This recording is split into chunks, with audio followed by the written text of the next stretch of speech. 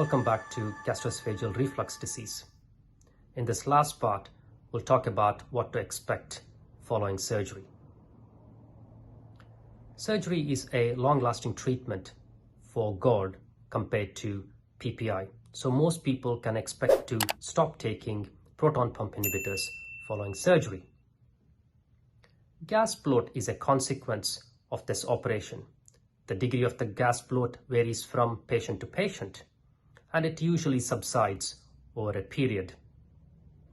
Most patients will be able to eat normally, although some may find difficulty in eating food products such as bread, which absorbs a lot of water. This is because, depending on the degree of reflux or if there was a hiatus hernia, the esophagus would have become weak and finds it difficult to push the food downstream into the stomach. Lastly, one needs to watch out for recurrence over a lifetime period. The rate of recurrence depends on whether the surgery was done for gastroesophageal reflux disease purely or if there was a hiatus hernia.